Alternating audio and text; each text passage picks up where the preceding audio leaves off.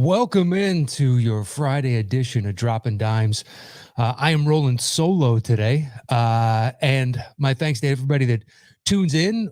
Whatever comments and whatnot you put up in the chat, I will be addressing, because basically this show, I'm here for you guys today to talk about the playoff series that have gone on. It's been incredible to watch, so much so that my excitement has, startled people. Even one of my neighbors yelled over to make sure everything was okay after that Boston-Toronto game last night, just because it was so bonkers.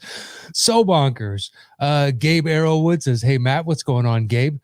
Kawhi is the best player in the league." It's kind of hard right now to say that he's not. He's in the discussion, him, LeBron, a couple other guys, but he has been so consistent that you know exactly what you're going to get from him game in, game out. So yes, Gabe, he's in the discussion for sure. And if he wins another championship and gets Finals MVP, then he might be standing atop that hill. So I want to start today with the Steve Nash hiring for Brooklyn and the brouhaha boiling around it. So I understand what people are saying, that there wasn't much of a job search and the lack of black or minority coaches in the league is something to be addressed. But on the flip side of that is you have a two-time MVP, a Hall of Famer, and a guy that has been floating around the league and hanging out with teams and just kind of picking the brains of all the different coaches. On top of, he seems to be good friends with KD and potentially Kyrie, but I'm pretty sure him and KD have a strong bond and talk. So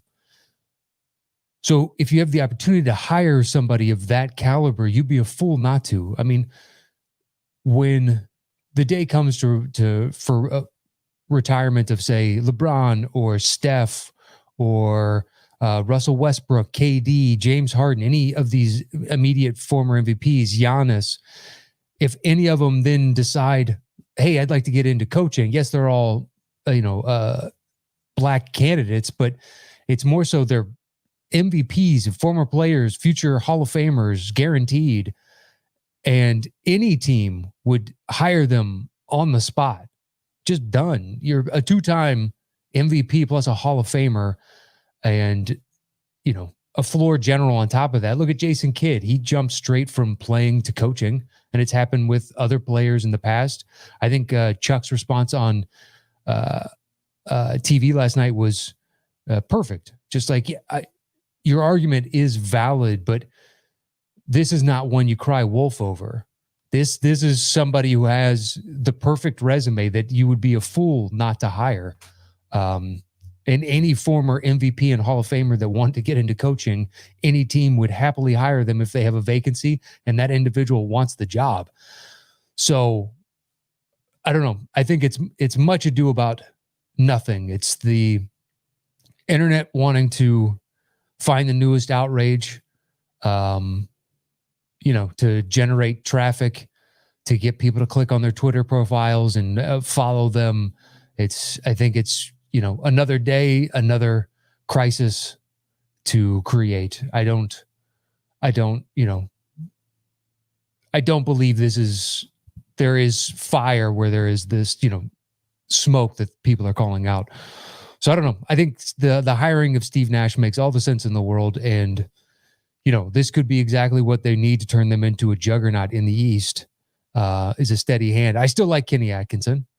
I think he's a damn good coach, and I would love it if he was the Bulls coach, because I think he knows how to get guys to play hard and understand a scheme. He works well with, the talent that is given to him, as opposed to a situation where you've already collected all the best talent. It's two different coaching jobs at that point.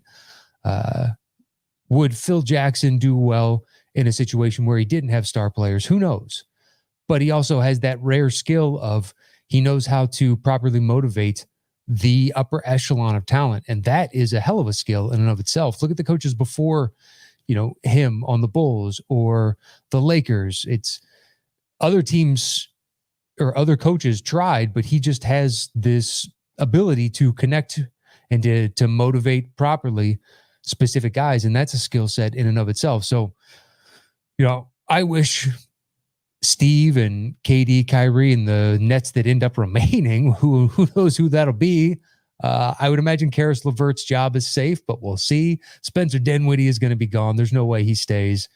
He'll get more money elsewhere, and I think he wants a bigger role. His best case scenario is third banana on that team, and I would imagine he views himself as a first or worst case a second banana. So let's see who stays with that team going forward. But I think with Steve Nash and then KD and Kyrie, they'll be able to attract whoever they can afford in free agency, and that makes them incredibly scary. So, all right, let's move on to the game of the night last night. Holy shit, was that good. That Raptors Celtics game was nothing short of fire. It was back and forth. The interesting thing is, so the Celtics are up 2-1, but the Raptors could very easily be up 2-1.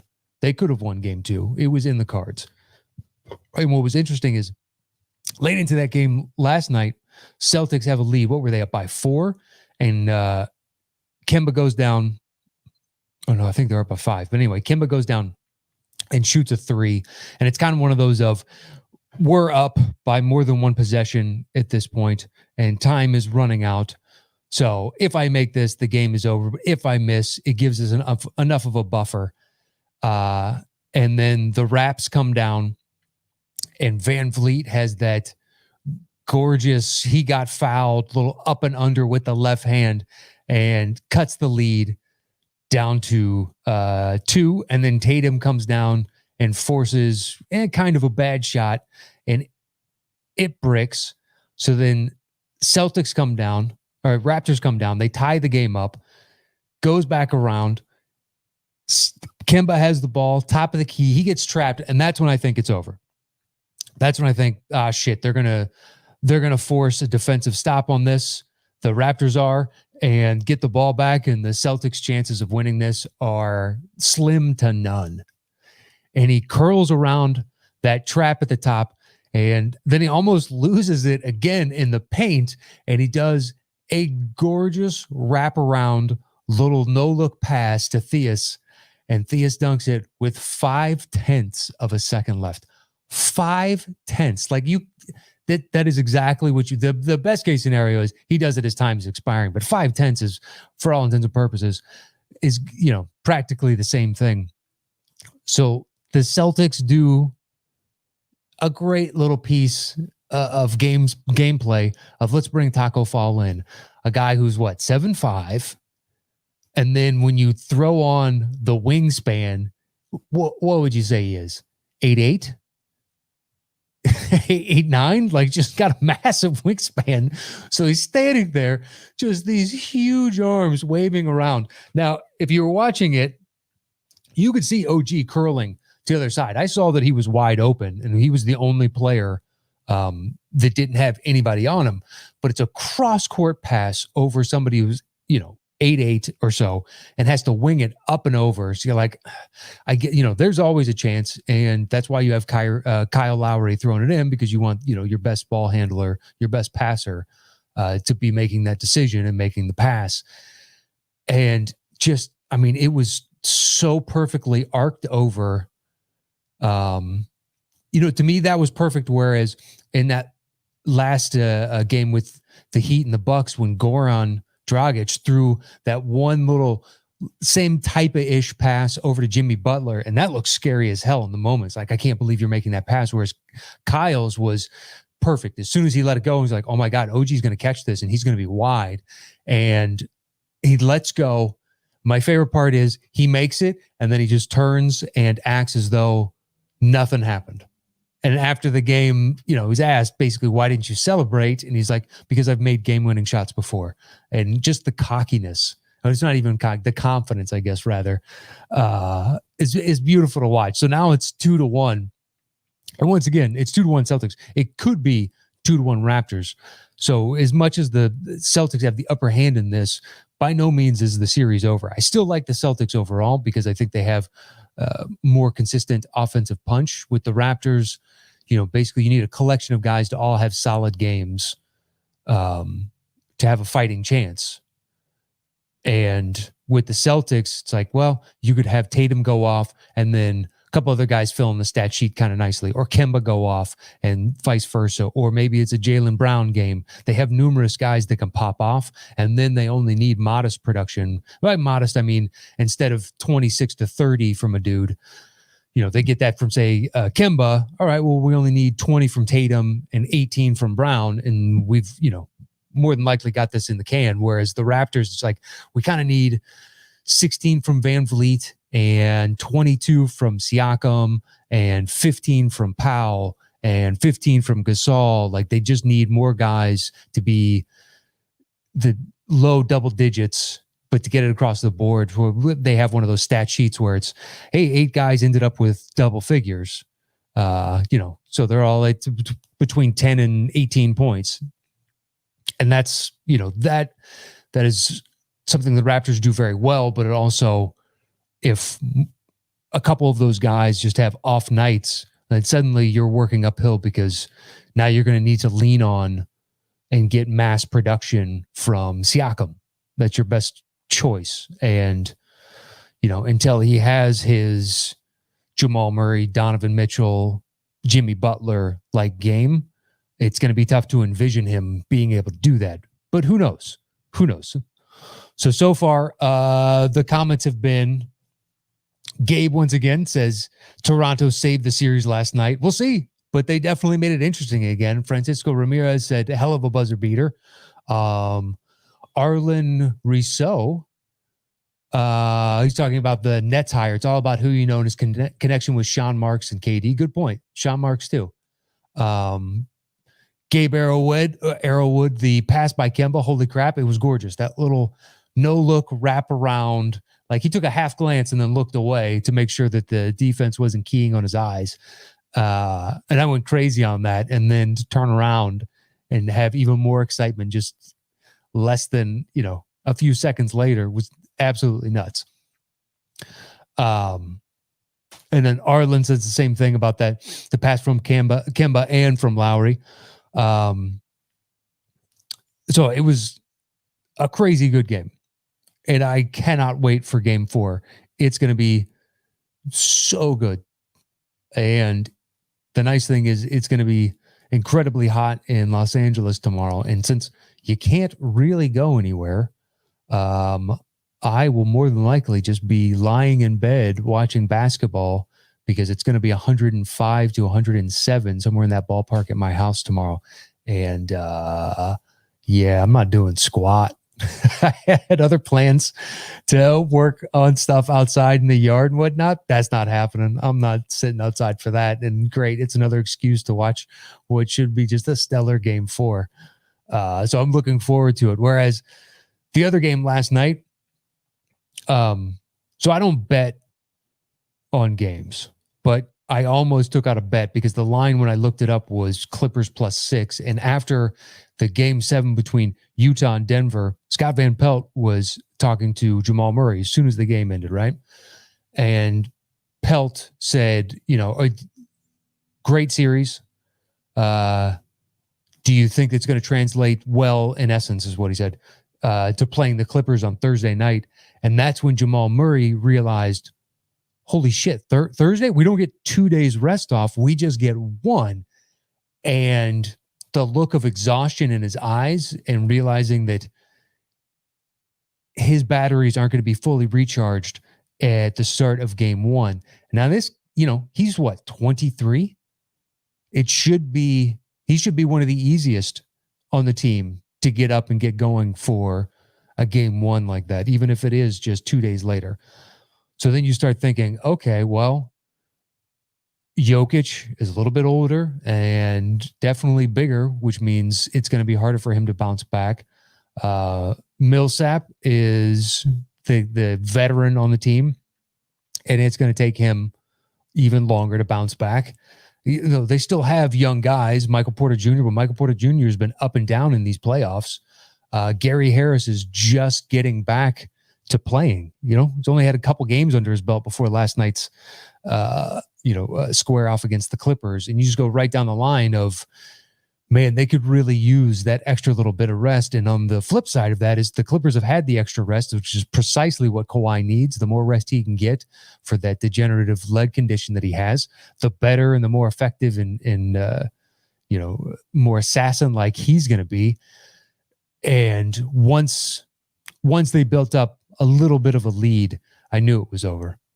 I knew Denver had no chance to come back in that. And the score ultimately was evidence of that. And the thing is, when you look through the stat sheet on the game, their rebounds are roughly the same. Their personal fouls are roughly the same. The turnovers are roughly the same, which means steals and blocks are roughly the same. But the only real disparity between the two is made shots. That's it. So they got, I think there is one field goal difference between the two for field goal attempts. But the Clippers were hitting at a slightly higher, I believe, than league average. And the Nuggets were tired. And you could see it in their legs, just like the end of Game 7 against Utah. How many front of rim shots did you see in that Game 7 where guys, rise up and the ball is just right off the front of the rim? And it was from both squads. I mean, that was an ugly Game 7. It was entertaining, but it was an ugly Game 7. Mike Conley coming down and rimming out what would have been the game-winning 3 was excellent. A lot of people are saying, why didn't Donovan Mitchell plug himself into it? And it's, the ball just got stolen from him, and I think he was demoralized. He was, hang-dogging. Hands were on his knees, and he was beating himself up for squandering now this lost season instead of being checked in, because my guess is his assumption is they were going to hold the ball at the other end of the court and get fouled. And on that fast break, it looked like it was just going to be an easy bucket, and that's why they went for it. And I'm sure Malone sat him down afterwards. God, my nose is so itchy right now. My allergies have been killing me.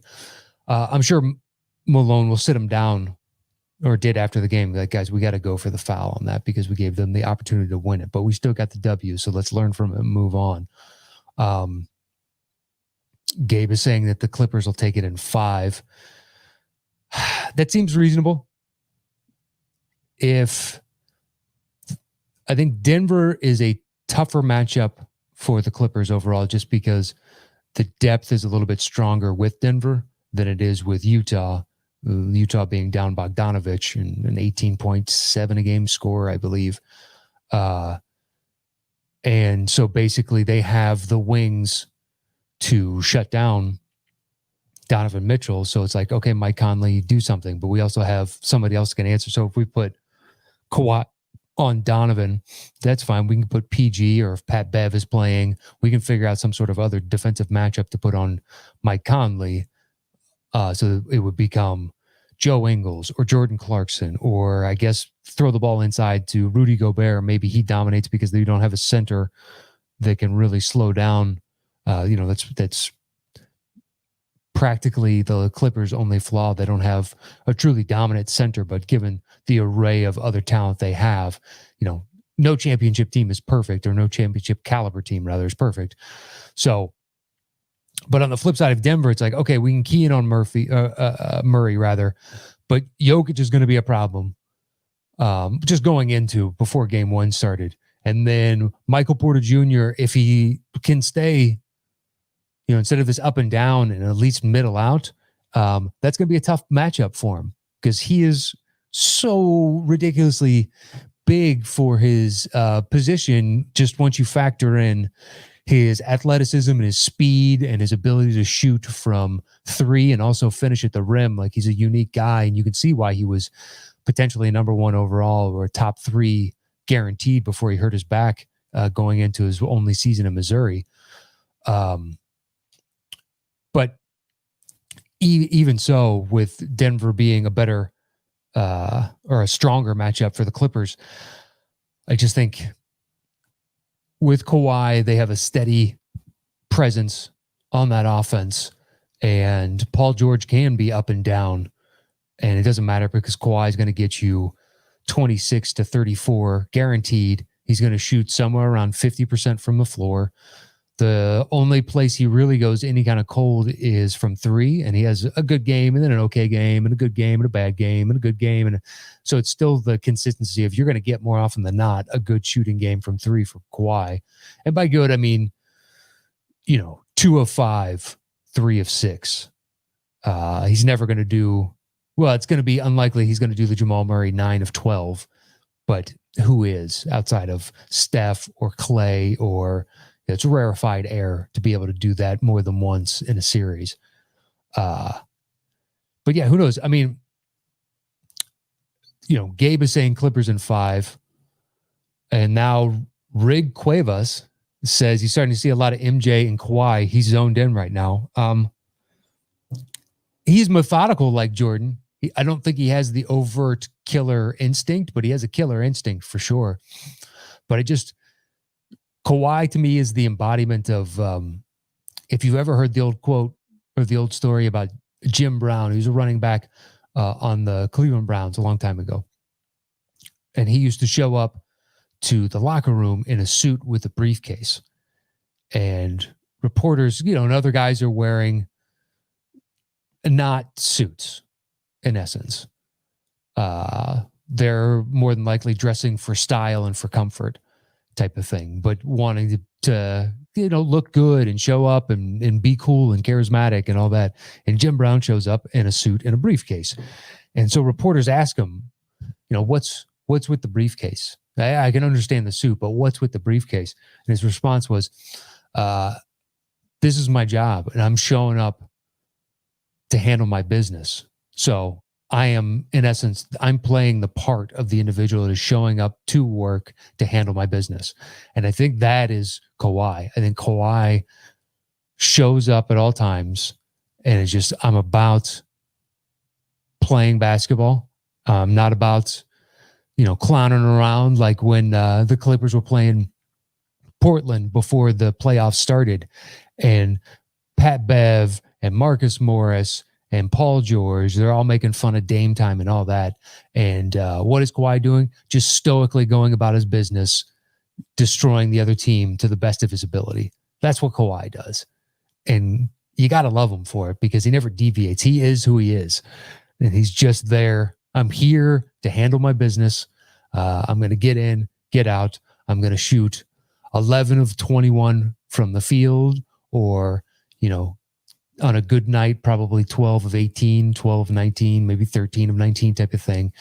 And I'm going to get 7 to 9 boards, potentially get into double-double range, and then 4 to 6 assists, a couple steals, a block, and I'm just going to fill out the stat sheet while also not committing an egregious number of fouls. And who doesn't want that on their team at all times? So as far as the Clippers Nuggets, I don't really envision a world where the Nuggets can make this. I think best case for them would be a 6-game series. But those in the chat saying 5, okay, a gentleman's sweep seems legitimate. What's killing Denver in this instance is no home court. Coming to Mile High is no joke. The Mile High Stadium is where the Broncos play, but same difference. If you've ever been in the mountains, now granted, it's not at the height and elevation of like Summit County, but at the same time, the thin air and the reduced oxygen, if you're not accustomed to it, it'll wear you down. And you could steal a game or possibly 2 at home just by having that little bit of an advantage. They say there and Utah are the 2 toughest by accounts because Utah is also at a higher elevation. But I've never been to Salt Lake City, so I don't know. But I've been to Denver quite a few times. And the thinner air does make a difference. So not having that and having that little bit of a home court advantage for Denver really favors the Clippers on this. The Clippers are winning out in a number of regards like this because ultimately it looks like it's going to be what everybody thought, which is Lakers versus Clippers in the Western Conference Finals. Now, if that was here in Los Angeles, the Clippers have a tremendous uphill battle because even in their quote unquote home games, it's still a Laker crowd. It's still going to be, even at those games, I would assume 65% Laker fans. Best case for the Clippers then would be 55%, but there's no way they're going to hold any kind of majority. And then in the Laker games, it's going to be 95% Laker fans. It's Los Angeles. The Lakers are the number one sports team here by a mile. People love the Dodgers, but the fervency with which people root for and cheer for the Lakers is a hell of a difference. So the Clippers went out there. They don't have to deal with their lack of a home crowd or any kind of home court advantage in the Western Conference Finals. Because I, like most people, and probably you watching and then listening later on, I think whoever wins the Western Conference Finals wins the whole thing. I don't think any team in the East can really compete with the talent in the West. Now, you never know. I said the same thing last year looking at the matchups but then health issues crept in and injuries, and it changed the complexity of that. And in no way, in my eyes, does that lessen or denigrate the title that the Raptors won, because you play who's in front of you. You can't help. Injuries happen every year. Players are in and out of rotations and lineups. So you won the championship fair and square. And just like this year, if you manage to get through the bubble, initially before the bubble started, all the talk of there's going to be an asterisk next to, this championship. And I haven't heard that talk since these games started up, because everybody has been ultra competitive. It's such a unique environment and atmosphere.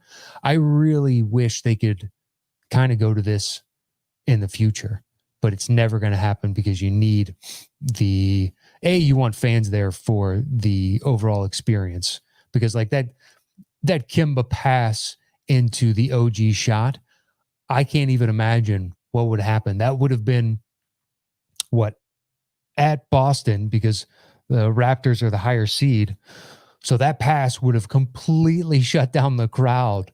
And then the OG shot after that, I mean, the decibel level, and then Jurassic Park outside just going bananas. There's no way the NBA wants to give that up. But this AAU tournament collegiate-like atmosphere is incredibly interesting to watch. And I've loved every second of it. I've watched, more basketball in such a condensed period of time than I've ever watched in my life. And nothing makes me happier, especially during COVID and this shutdown, man. I'm searching for any kind of positivity in my life. And this has been a nice change of pace as opposed to the dreariness of the rest of all of our lives. It doesn't matter what it is, man. It's, bad news after bad news. So to have games every fucking day has been nothing short of fantastic. So let's switch over to the other two series that are going on tonight.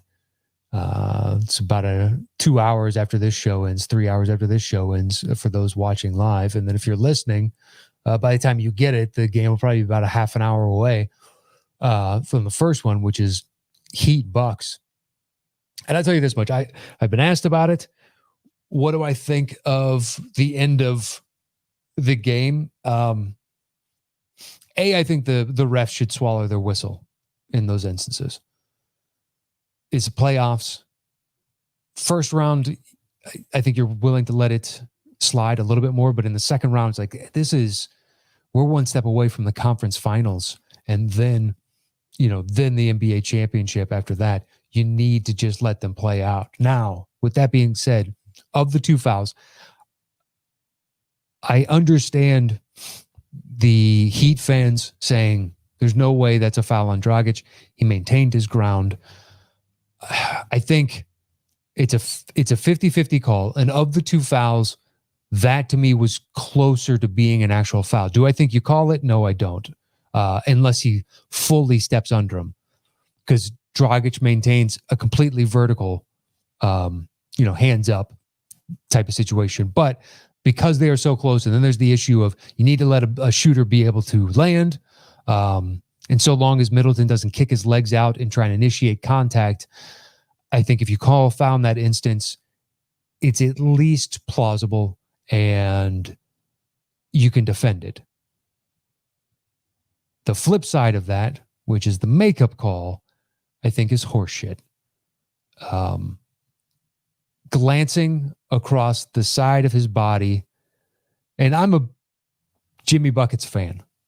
I love Butler. I was sad to see him go because anytime there's a blow up with a star player on the Bulls or any player that's good between them and management up until this new regime, we'll see how this new regime plays out. But anytime it happens, I have now just conditioned myself to siding with the player because our management is the worst.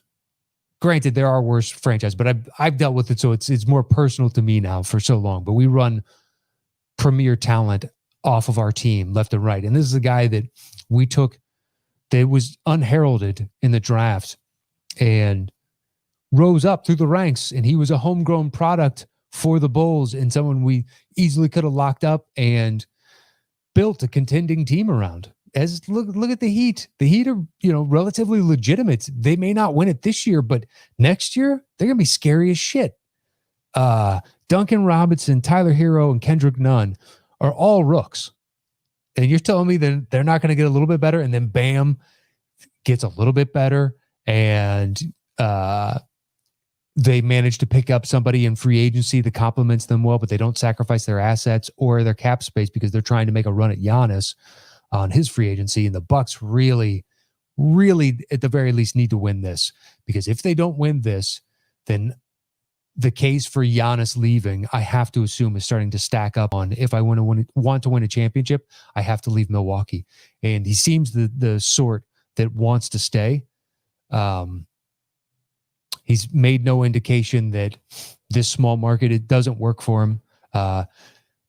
There appears to be a loyalty to the Bucks because they drafted him and they invested in his development, and they gave him the reins of the team. And now he is back-to-back, soon to be back-to-back MVP. And he is also now one of only 3 players in Jordan, Akeem, and now him to win Defensive Player plus MVP in the same season. So you have a supreme talent in this individual. And if they can't manage to get out of this round, I don't know how he justifies it in his head, saying this is where my long-term hopes and goals should be resting. I hope I'm wrong. I mean, as a Bulls fan, I don't want to see Giannis in my division. I don't. We just got through LeBron. And now we got Giannis. Now, granted, divisions don't exactly mean as much as they used to mean, but they still mean something. And so we got rid of the best player in the league for a long time, and now have replaced him with a 2-time MVP and now Defensive Player of the Year, who, if he's down in the paint, you're not getting a shot, and then turn around and he'll get that rejection or the rebound and run at the full court and take off from the free throw line effortlessly and extend those go-go gadget arms and dunk. And you're like, I don't know how you stop that. And Harden's critique of him is like, oh, I wish I could dunk. Look, man, you take advantage of the skill set that you have, and he takes advantage of it as well, if not better than anybody else his size in the league. So you can't harangue him for that. But back to the Butler foul. There's no way that with a straight face, as a Heat fan, you could say that was a foul. You can't. In the playoffs, in the regular season, sure, that's a foul. That's fine. I get as much getting called as not getting called, but that's a foul.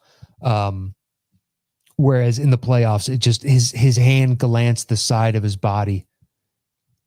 There's no way that had any real effect outside of a psychological effect on his shot. But physically, it made no difference to his, launching up, the release of the ball, his follow through, and him landing. Now, did Jimmy act out when he landed? Yeah, he did, because that's what you do. And it's not so egregious. That wasn't a flop. That's him in essence, almost kind of spent. But, Jimmy doesn't flop. He's not Marcus Smart. He's not Kyle Lowry. He's not, any of the other guys who are premier floppers left in the game right now. And if you listen to Luka, quite possibly Montrezl Harrell. But yeah, that wasn't a foul. And now this dramatically changed the complexion of this series. The Bucks are in a do or die tonight. Flat out. Because if they go down 3-0, it's not only this season, it's next season and then the next 5 as to whether or not they can retain Kawhi long term.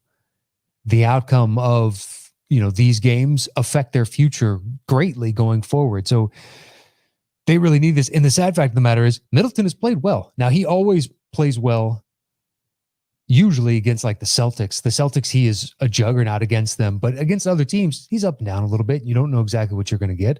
And I was texting with, Fernandez before game 1 and game 2. And it's the same thing every time. Look, if Middleton shows up, then the Bucks should win. And he has played well. In game 1, Giannis wasn't that great. In game 2, he was Giannis-like. But the Heat have so many different weapons. And they're all, by and large, young kids, man. It is so fantastic to watch, to see all this talent in the league. They've an undrafted G League guy in Nunn. He was on Golden State's G League team, and then eventually they released him, and the Heat picked him up. And Tyler Hero, their first round pick, but he was mid to late-ish.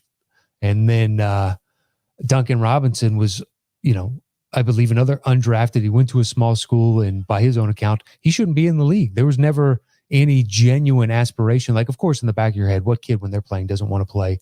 When you're that good to play in the league. But I've heard more than one interview with him, and it sounds honest when he's like, I never anticipated playing in the NBA. I didn't think that I would ever make it to this level. And not only has he made it, he is, what team wouldn't love to have him? All 3 of those guys.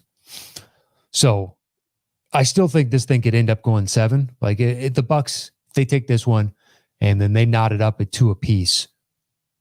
Suddenly this gets really interesting, and we'll see what both teams are made of. If the Heat take game 3, obviously the easy thing that everybody can make is it's over. Doesn't matter if the Bucks have to win 4 straight at that point.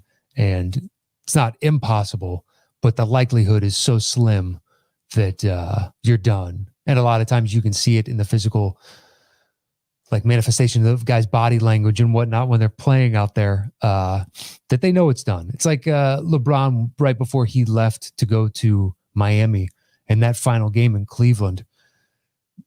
I would say throughout most of the fourth quarter of that final game, you could tell he was mentally checked out and ready to go.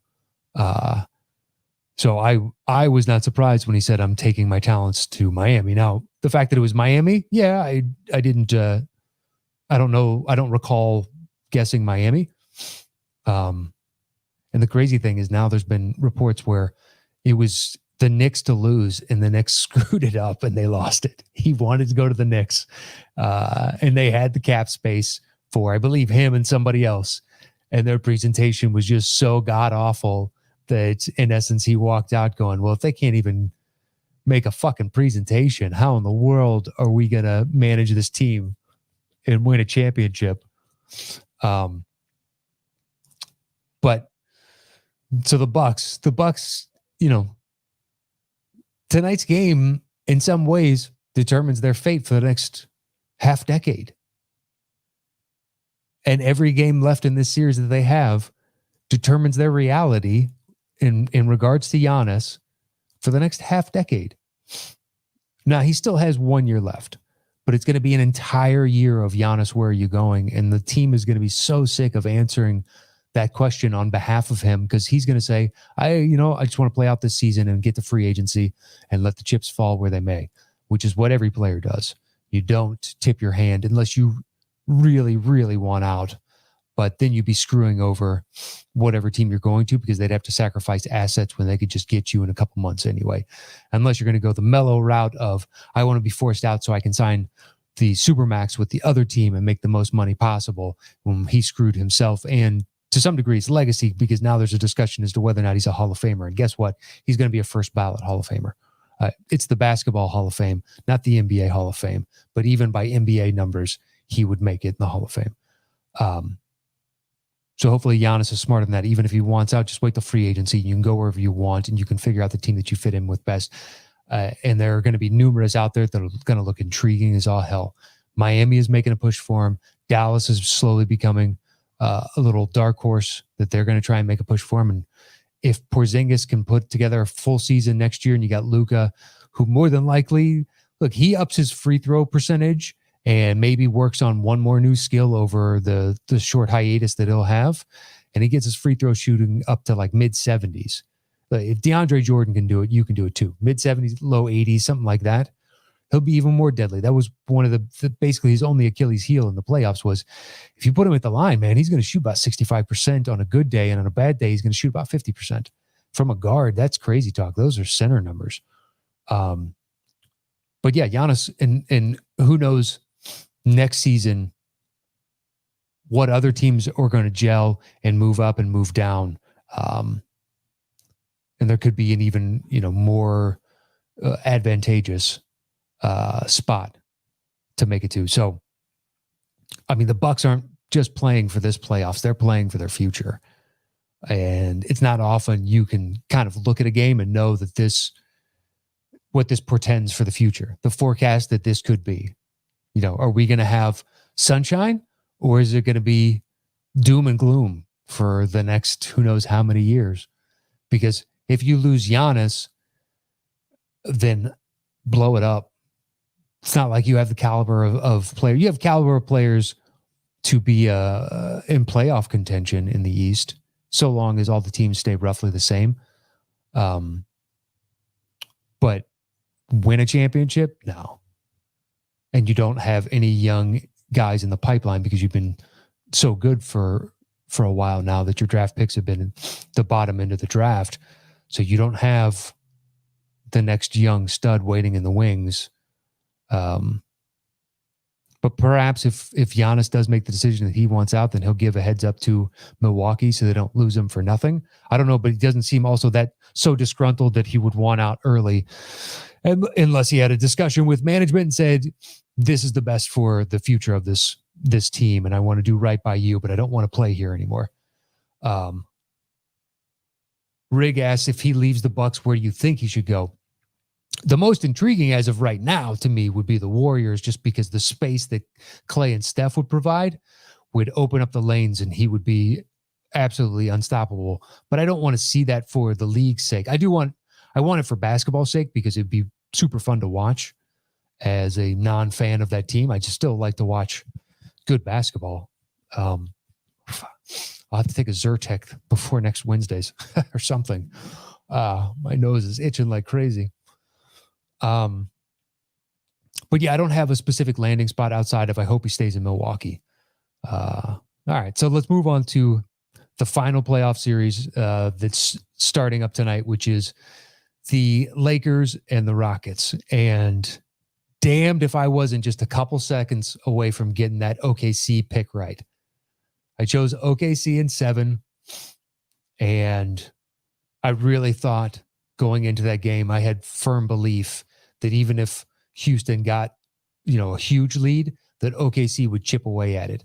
And Zach Lowe put out a good article about this series could really alter how we view James Harden. If the Rockets manage to upset the Lakers and Harden plays well for all the games, then it would dramatically change how I view Harden. We already taped our top 10 for next week, which John asked me. He was like, we were talking about that game, and I was like, the sad thing is him jumping out of the way of Dort trying to hit him with the ball.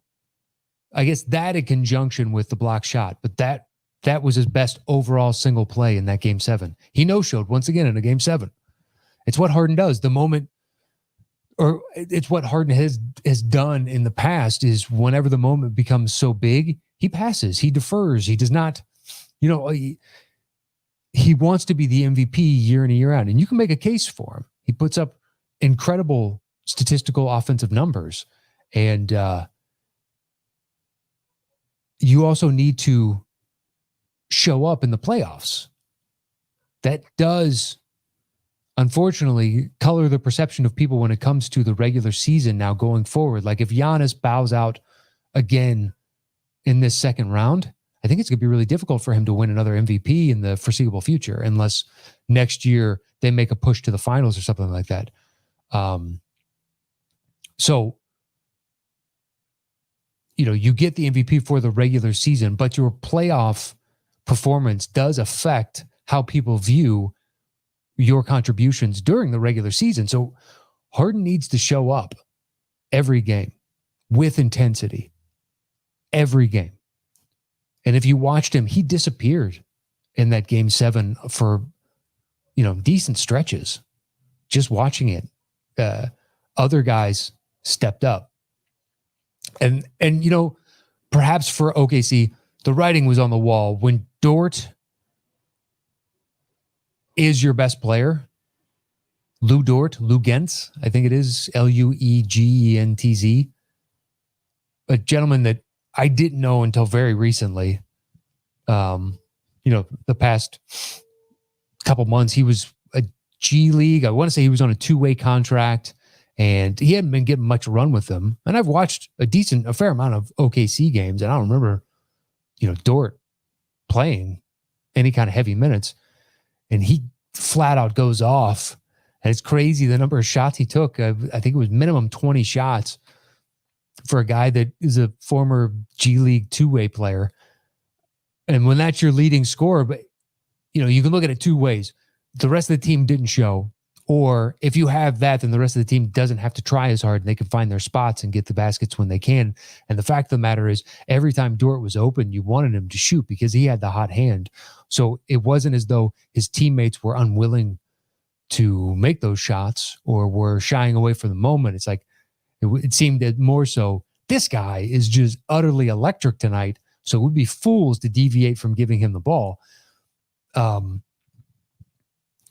So I think OKC should have won that game. Houston won it. Congratulations to the Rockets. It was a hell of a series. And now the Rockets have the unenviable task of trying to figure out how to shut down LeBron James and AD. Now, just like with other teams that the Lakers are going to go up against, like I said with Portland, once you get past the top end talent of the Lakers, it's a question mark as to who I like on that team. And invariably on the Trailblazers, when you start going through those, it's like, I like a lot of these players more than I like what the Lakers have, but they also still have LeBron and AD. And it's the same thing here. All right, if you take off Harden and Westbrook, now, as opposed to the Blazers before, I think it's a crapshoot. Like, okay, Eric Gordon should be better than any third option that the Lakers have. I trust him more than I do Kuzma. I trust him more than I do Danny Green, although it seems like a matter of time before Danny Green finally snaps out of this. But who knows? Every other shooter has talked about how this is the best shooter's gym and you can just zone in. The depth perception is perfect because you don't have the fans behind skewing and you can just lock in on the rim itself. And Danny has just been off, man. But perhaps as the moments become more and more high leverage, he'll tune in or key in even more, and his percentages will go back to what we anticipate from Danny Green in the playoffs. I don't know, though. Time will tell. But after that, like, this is where the Lakers have, for the first time, somewhat of an advantage. But once we get past Gordon for the Rockets, it's like, do you trust Austin Rivers? I don't. Because I talked to with John, what was that, 2 shows ago? I have watched him live so many times. I've seen exactly what you get from Austin Rivers, which is more often than not dribbling at the top of the key between his legs, and then he'll start to sprint going to his right. The defender will shuffle their feet twice, get in front of him. He takes the 2 steps back because that's all he's managed to gain into the paint from the 3-point line, goes back to the 3-point line, and then tries to go left. Defender shuffles 2 feet to the left, or to his right, rather, to stop Rivers going to his left. And now he's hit another wall, and then he dribbles some more, and then he passes it away. And that's what I'm accustomed to seeing Austin Rivers do over and over and over again. So I don't trust Austin Rivers. Covington, I like a lot. Covington is legit. If PJ Tucker can just sit in the corner and shoot threes, that'll be legit. But hypothetically, he'll have AD on him. So how many of those open threes are you going to get when you have a guy who is much bigger than you on you at all times? I don't know. So then you're relying on Ben McLemore or Daniel House or a bunch of guys who it's a crapshoot. You could get excellent games from him, or you get 3 straight nothings. So I don't know from the Rockets. And what happens to them if they got swept? What do you do as, if you're Daryl Morey, what do you do? Well, I don't have the slightest clue. Spider Hawk asked, do you think the Harden and the Rockets could push the Lakers to 7? No chance in hell. I'd be amazed if it goes 6. The only feather in the cap of the Rockets is they are determined to shoot minimum 53s. And because of the wide variance of the outcome of that type of mentality, if you hit 22 to 24 of those threes, you're going to be impossible to stop. But at the same time, can you do that 4 times against a Lakers team that can play some defense? And especially now as the playoffs ramp up, you're going to see LeBron even more and more locked in, with AD in the paint, considering PJ Tucker is their biggest guy. Most of their squad, the Rocket squad, is going to have trouble finishing at the rim. I would still just trust Westbrook and Harden at that, because Westbrook will find the seam, Harden will find the foul. It's what Harden does best, is he rips through. That's what I don't understand, is the Kevin Durant rip through on the jump shot was officiated out. They changed the rules, so you can't do that shit anymore, because it was a cheap way to get 2 free throws. And I'm glad they took it out. And when Harden does it running through, you'll see him dribbling with his left hand, and he's already hooked the defender with his right. So that way, when he goes to cup the ball with his left hand and move up, and he joins his right hand with his left, it's suddenly underneath his defender, and the defender is, inhibiting his basketball move, his layup to the basket, and be like, he initiated all of that, all of it. But if you're not going to legislate it out, yes, it's taking advantage of the rules and it's getting an edge on your opponent, and it's going to be shit like that he's going to need to do over and over and over again. But Spider, pushing to 7, I think that would be a Herculean effort. It could, I guess, hypothetically happen once again, because they shoot so many threes and the variance that you get with that. But the problem they're going to run into is those games where they shoot, the above 53s and they make 16 of them. It's like you're going to get crushed by double digits in that game. So I don't know. If I had to guess on that one, I would say Lakers in 5. But I think a Lakers sweep is entirely possible, especially if they come out and curb stomp them tonight. Because the Rockets are coming in off, as little rest as the Nuggets had. So it should favor the Lakers dramatically, because they've gotten the extra rest, and that helps, LeBron especially, being all the miles that he's got on his body at 35. But the depth of the playoffs that he's played in so consistently, he's added about a season and a half to almost 2 seasons of extra games just playing in the playoffs, which is pretty incredible. So he needs the extra rest. So the fact that the Lakers have had the time off, they're recalibrated. You can say, oh, they also don't have time to game plan as well for the Rockets or for OKC because there wasn't as much time in between. So Frank Vogel couldn't figure out all the best schemes, but they've played both of those teams a lot. And with the Rockets, you know exactly who the Rockets are before they show up. It's 3 and key. That is all they're shooting.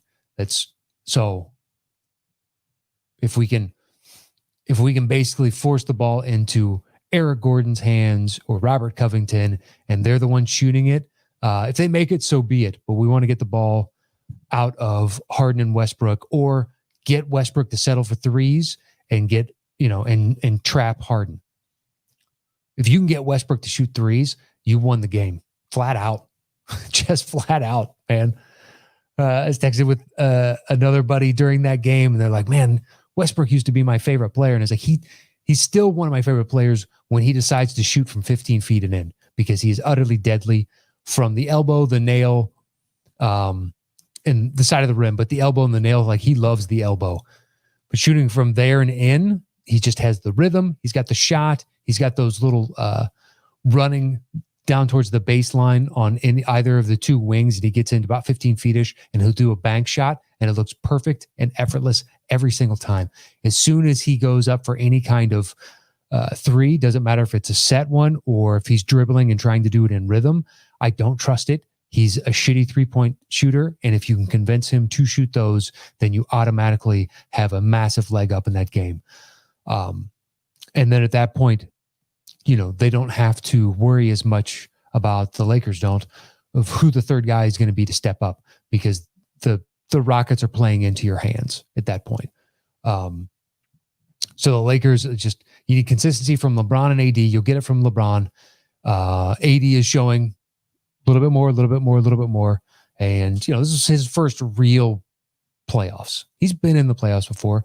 They swept the Blazers in the past when he was on the Pelicans. True, but there was no expectations. And now there's all the expectations in the world. So LeBron has lived under that microscope for a decade, longer.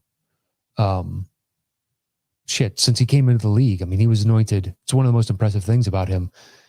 He was anointed out of high school as being the next coming, and he's lived up to being the next coming. Do I think he's eclipsed Jordan? No. But he's made it an argument. I mean, that's thoroughly, and he's never had a huge dust up. He's never had some weird social media thing or some crazy business something or other, or he got caught cheating on his wife, or any of it. He has been under the greatest media scrutiny since the age of 17, 18, before he even got into the league. His games were on ESPN, and he was on the cover of SI, and I knew his name, and I tuned into 1 or 2 of his high school games just because I wanted to see if the hype was real. And so LeBron has lived under this, and he's, excelled. Just, like I said before, one of the most impressive things about him. And AD, I think, that last game where they closed out, they both flat out showed up to curb stomp the Blazers, and the Blazers did as good as they possibly could have without Dame. Melo showed up 27. You know what I love about the Melo stuff is the Knicks are talking about making a run at Melo. Now, his old agent, Leon Rose, is now head of basketball operations, or whatever his title is, for the Knicks. So it makes sense that Leon Rose would go, I'd love to get him back to New York. And I know that Melo loved playing here, and perhaps it's a better situation this time around, but it's not. Still don't know exactly what you're getting with RJ Barrett, but he's a rook. Not everybody is John Morant. It could take him a year or 2 to kind of figure out the speed of the game and how he can best take advantage of it. And then after that, it's like, I don't know exactly. Kevin Knox looks like he's going to be a bust. Ntilikina, they might want to get off of him. They have other stuff, but Melo is saying, I think I found a home here in Portland. And now the Knicks are talking about making a run at him. I hope he comes back to Portland. I think he's a good fit with them, and they all enjoy playing with one another. They just need more fucking defense, man. they need more fucking defense from somebody. I don't know where you fit in that lineup, because I like that starting five with, Dame, CJ, Melo, Gary Trent, and Nurkic. That's a solid starting five. They can shoot, man. It's just a matter of, can they slow anybody down? I don't know. Your two guards are undersized compared to most of the rest of the guards in the league, and then Melo's not going to give you any defense at 35 years old. He never did when he was 27. Yeah, so I guess you're relying on Nurk and Gary Trent. Yeah, I'm not sure about that. But so, yeah, I think the Lakers, I'll say Lakers in 5. And then the other ones have started. I think Clippers in 5, just a little bit of respect to Denver. Denver could take 2 games. Look, Murray could go off again for another 50-point type of thing. And it's conceivable they could win 2 games. That one to me is much more conceivable than the Rockets, even though the Rockets have 2 former MVPs. But yeah, I don't see it there. And then I still like the Celtics. I think Celtics in 6 still seems legitimate.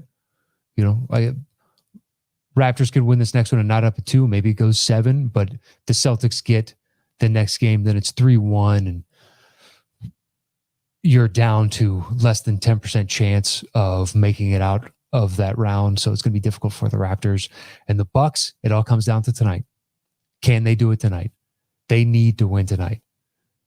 Like I said before, their next 5 years hinges upon what they do in this series and what they do in this playoffs. It's crazy that you can just look at it and know, because otherwise they now have to make the finals next year, guaranteed. If they showed no progress from last year to this year, then Giannis is going to need to see dramatic progress. And the crazy thing is, by point differential, they're one of the greatest, if not the greatest team in league history. Now, I think that's also, I'm not entirely buying that, but by point differential, like, they were crushing teams by so much that Giannis was only playing, 30-ish minutes a night because he was sitting for a big chunk of the fourth quarter because they demolished all these teams. But it just, when it comes to the playoffs, man, the game changes a little bit, and you need somebody who can go out and get you a bucket. And Giannis can do that, but he needs to basically become a more consistent shooter in order to better utilize his threat getting to the rim. And just the tandem between the two. You can't stop me getting to the rim. You can't stop me shooting over here.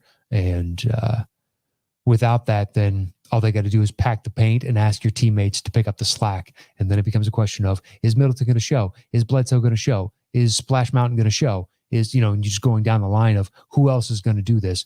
And especially if Middleton doesn't, then you have no chance. None. All right. So that is it for today. I hope you enjoyed me rolling solo today. I've got a guest lined up for next Wednesday. Once I have it confirmed, it's either going to be one of the next 3, Wednesday, Friday, or the next Wednesday. But it's looking like his schedule is going to free up for Wednesday. But once I have guests officially confirmed and booked, I'll announce them on the shows. That way you can maybe check them out. Have an understanding of who they are, builds a little anticipation and whatnot, and maybe it'll key you into what kind of discussion we'll be having. But yeah, that is it for Dropping Dimes today.